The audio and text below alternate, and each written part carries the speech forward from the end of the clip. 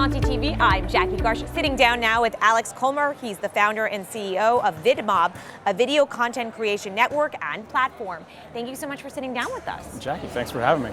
What is Vidmob? So Vidmob is a software platform to help marketers really of all sizes, but with a focus on sort of large multinational brands and sort of growth marketers, scale the production that they're doing, so make more ads, and use data to make ads more intelligently that will perform better on whatever channel they're focused on. Why do these advertisements need a middleman like you? So what we've seen is that really every marketer is struggling with the new landscape. So what's happened is that they've moved from a time where they needed to make ad media for sort of single platform, television, to one now where they're trying to create for Facebook, Instagram, Snapchat, Pinterest, TikTok, Twitter, YouTube, etc. And each of those platforms are different. They have many formats on all of them. And brands are kind of lost about how to create ad media that's going to work on each of them. Their agencies often have many things that they're great at, but they're not as good on these digital social platforms as they are on television. And so they need a partner who has expertise and who has technology to make that content more scalably and more efficiently. What are you doing with that advertisement, or are you starting from ground zero, building it with them together? So it's really a range. So sometimes they'll have an existing television ad or some form of kind of built out raw media that just needs to be fit for purpose for mobile or for social or for OTT systems. Or sometimes they'll have nothing.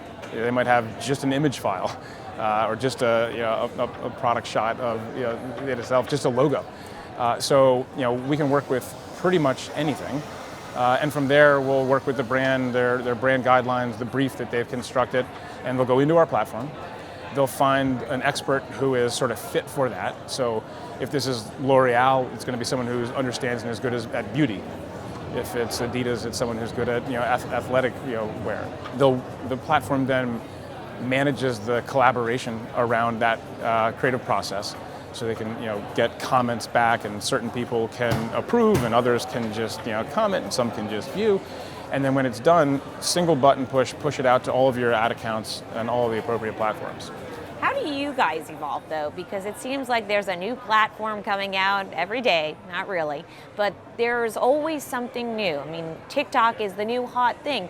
How do you adjust your product to anticipate those new platforms? So it's two things. I mean, and really that's the exciting part, right? If these platforms were static and not changing, there'd really be less need for us. It would be easy for sort of everyone to be an expert. Our job is to be expert in all of these new formats. And so we helped Facebook launch Instagram stories. We helped Google launch shoppable ads.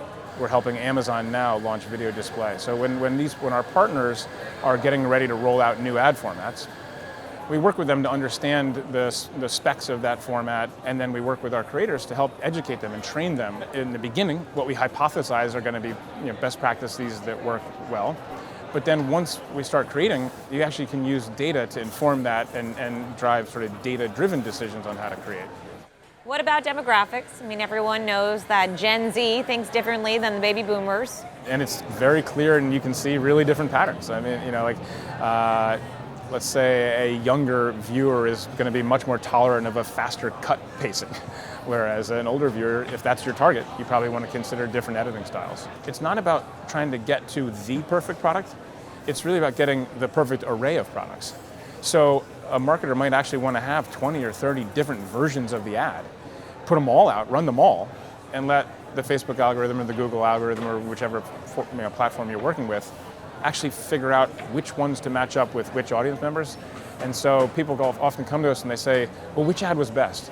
And the answer is that's the wrong question. They all were the best for the people that they were shown to.